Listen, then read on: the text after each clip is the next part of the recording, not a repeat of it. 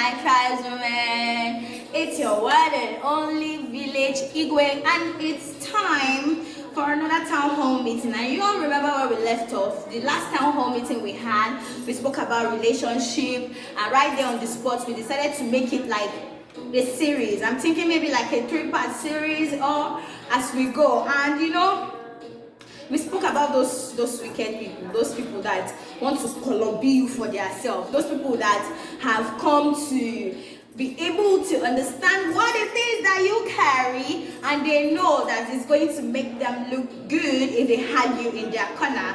So they act like they're watching out for you, trying to shield you from the wolves. Meanwhile, they're only saving you so that they can eat you up and have you all to themselves. Yes. You got it. Welcome to YS Village, y'all. If you're just stumbling on this, please subscribe. It's free. They don't take any money from you. And as for my ever loyalists, y'all know I love you. So let's get into this. On today's episode of relationship, we're going to talk about those partners that I think we should say those partners that want to diminish your qualities or your efforts. Like, you know, the diminishing partners, the partners that will never ever acknowledge that, you know, you're the real deal. These partners will never ever acknowledge your efforts. They will never ever acknowledge the fact that you are a good partner to them, you're a good person to them, because in their head, you know, they are thinking, if they tell you that, okay, you're so good, I'm so lucky to have you, I love the way you care for me, I see all the efforts that you're putting into this relationship, I see all the efforts that you make to make sure that I'm happy. They have this weird thing in their head that the only way for them to keep you in check, keep you, you know, on the books or whatever, is to not acknowledge the efforts that you are making, you know. And it's crazy because you see yourself making these efforts, and for some people, they are like, okay, this way that I'm doing, I have never done it before. People around you, they are being like, wow, you really love your person. We see you go all out for your person, and the person that you're going all out for comes and tells you to your face that, they are not doing anything, that your efforts are not anything, like, and they go ahead to suggest that your efforts pale in comparison to theirs. Meanwhile, if we're about to have a business meeting up in this relationship, if we're about to have a board meeting and table, you know, the list of efforts, theirs will be found wanting. But somehow they feel like, okay, maybe they feel like, you know, there are some people that say, I've heard somebody say, if you praise somebody or you acknowledge somebody's efforts, or you tell them, oh, bravo, you're doing okay, this what you're doing is fine, that if you do that, it's going to get into the person's head, and the person will stop doing it, or the person will start feeling like they're too much or all that stuff. So yes, there are people like that carry that same mindset, and they go into a relationship. And trust me, being in a relationship with somebody like that is not a walk in the park, because nothing you do is ever enough. You cut your hand, it's not enough. You decapitate your leg or your head, it's not enough. Like, if you tear open your intestines and, you know, give this person your liver, it ain't gonna be enough. And in their head, it's not like they don't see what you're doing, it's that they don't want you, the thing, to enter inside your head, and you now feel like, oh my God, I'm one kind of hot stuff and all that. But that's a very wrong thinking. And being in a relationship with such a person, I don't know if you all can relate, is draining, it's not easy, and you have to get yourself out of them. And another quality trait that such people possess is that, now when you come out to say, oh, you've hurt me, or you've wronged me, this is what you have done that I don't like, instead of them to tell you sorry, or acknowledge the fact that this is how you're feeling, your feelings are valid, you're not crazy for being upset, you're not crazy for feeling the way you felt, that their actions, instead of that, you know, they go on ahead to tell you why what they did that upsets you is your fault. Let me see, let's try to make an example.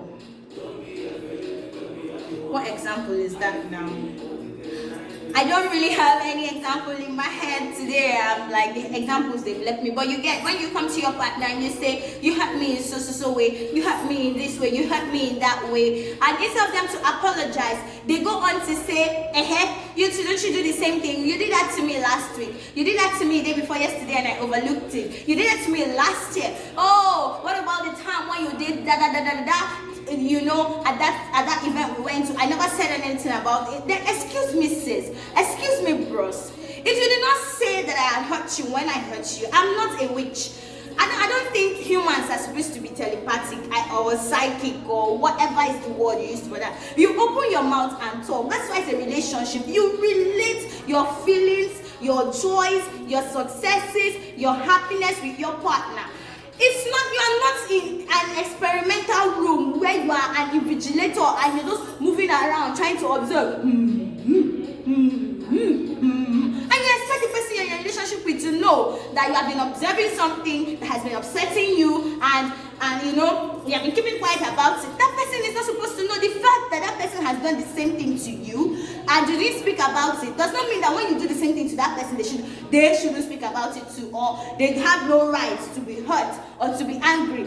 That's on you, bruh. That's on you. Open your mouth and talk if it pain you. You don't wait till your partner comes to say, you have hurt me in so way, and instead of you apologizing and telling them sorry, you go to say, oh, you're the reason why I did this. You did this same thing to me so time. I don't understand why you're getting angry now that I've done the same to you. Heck, if I know that, guys, I don't know what they call those people. I think they are self-absorbed. I think, I don't know, really. I don't know. They just, it's just almost as if the world revolves around them. Like, it's not all about you. You all are two people in that relationship. And yes, well, I get it. A relationship is consisting of two people that have different backgrounds, different reasoning thoughts.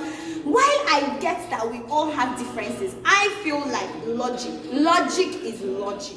While everybody has the little things that make them theirs, then there's a general logic which I believe is the bedrock with which we carry on our life, with which is the basis in which we used to, that's just like the foundation or the slab or the podium from which our lives begin to sprout. And you cannot defy logic.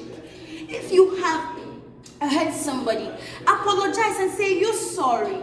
Make sure that they are good with you, and there are some people that will apologize to you and they're like, they've told you sorry and that's it. Like, the sorry should be okay. Now, there are steps to apologizing. First, you'll be like, okay, I'm wrong. Acknowledge the fact that you are wrong and say you're sorry without giving your reasons.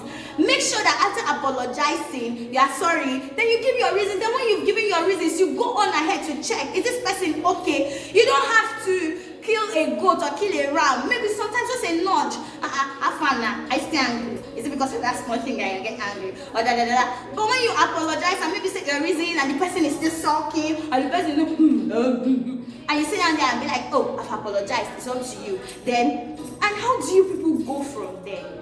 How do you people go from there? Now, this is a relationship, it's intimate, it's romantic. So you have to understand that feelings are involved, and the ways of the heart is different from the ways of without the heart. If you get what I mean, you understand? Now you're in a relationship with somebody, so you have to understand.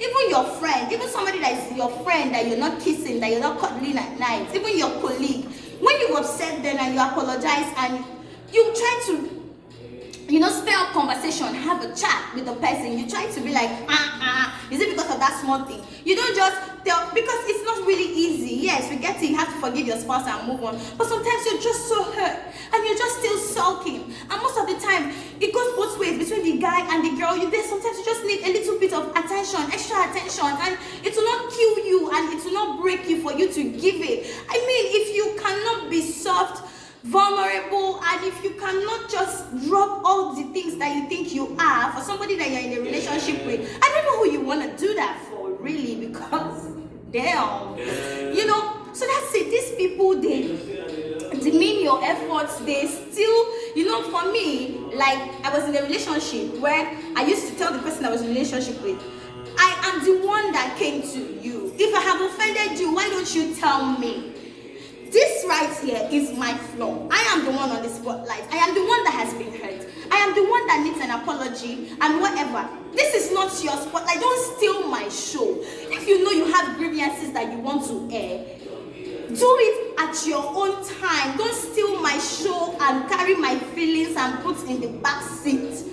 That is you invalidating them. It just doesn't make sense. It just doesn't make sense. But self-engrossed, self-centered. I don't even know why some people would decide not to just acknowledge your efforts so that it will not get over. I don't know what causes that. No, if you have a better understanding of this instance, please put it down in the comment section. And just tell me, just with me, interact with me, really, because you have to run away from such people. Like, nothing you do will please them. You will never ever get the right validation for your emotions, and that's wrong. That's crazy. You need somebody that encourages you. You need somebody that gives you a pat on the back. You need somebody that gives you a tight hug. You need somebody that, even if it's just noodles that you make and you didn't have time to do all those vegetable shenanigans that usually goes on with noodles, even if it's just noodles, groundnut oil, onions, and dry pepper, you go out of your way to make, and you're like, oh honey, I made you noodles. Oh, thank you so much. Even if, yes, and sometimes, I know how we say we have to try to meet people in the middle. You give this and I give this, and sometimes to life, it's not every time that if you and your partner will be able to give each other 50-50 in a relationship. Sometimes you find out that at this phase of your life, you're the one giving 40 and that person is giving 60, and at the other phase, you're now the one, the person that was giving 60 now ends up the person giving 30, and you that was giving 40 before, you're the one that now has to give 70 at this point. Sometimes you might have your partner, and your partner has like a big project going on, and they don't really have time to do the things that they used to do. That is where you step in and you try to make the home front or the relationship front suitable for them so that they can concentrate and have that big win. Because guess what? If your partner is winning, you're winning. Y'all are winning together. So yes, while you try to meet each other, sometimes some people, I don't know, man, but really, be with somebody that appreciates you, not some self-centered person that feels like the world revolves around them. Life is too short for you to be chasing somebody, trying over and over again to please them. Guess what? These people will never be pleased. They won't ever, because I think there's some sort of insecurity or something. There's just something that is wrong with them that they are projecting onto you, and they don't want to tell you your truth. They don't want to give you your flowers, and they don't want to shower you with praises, so that maybe they're scared, maybe your eye will open or something, and you leave them. But they forget that the fact that you're with them is because you have made a conscious choice as an adult to be with them. They still have issues that they're dealing with themselves that they project onto you, and that's crazy. If you can sort it out. But if you can't, sis, bro, take a walk. Take a walk. If life hasn't taught us any other thing, is that in the past year and this year, is that everything is fleeting, nothing lasts forever. You can wake up and you are not awake. And you can wake up, the things that are dear to you so much aren't there anymore. So you don't want to spend your time chasing after somebody that you can never ever catch. It just doesn't work. The world revolves around everybody. And you should just date somebody that, treats you with kindness, with respect, with acknowledgement, that makes you want to do better. Having that person in your life, you're like, it's a breath of fresh air. It shouldn't be a struggle. You shouldn't be scared to say this is how you feel. You shouldn't be worried that if we have issues, it will make us not talk to each other for a long period of time. That shouldn't be the case, okay? My tribes people, that shouldn't be the case, okay? So sit down, listen to this, ponder about it, and make true means what you're supposed to. Until I come your way another time for another town hall meeting. Y'all know how we do here. It's nothing but love and hugs and pets and kindness. Don't forget to be kind. Anything you do, if you're going to turn someone down, turn them down with kindness. It just doesn't pay to be mean. Meanness doesn't get you anywhere. And what are we going to eat? So with the way things are getting expensive in the country, bread that I used to buy, that used to be 450, 400, entered 450, entered 500, entered 550, entered 600. I plan to bake my own bread. I think you all should eat bread. If you don't eat bread, you can eat wheat bread, or you can eat that one that unleavened bread or whatever. There's so many healthy substitutes, and eat them with very nice beef and tomato sauce that is spicy. by now you all should know that your Igwe loves spice. So till I come your way for next town hall meeting, I want y'all to be good. I want y'all to be lovely. I want y'all to stay jiggy. And of course, I'm going to put down the link to my podcast, my recent episode of my podcast, in the description. Make sure you listen. You might get something from it and share. Spread the gospel of our village and bring more people. I love you all so much.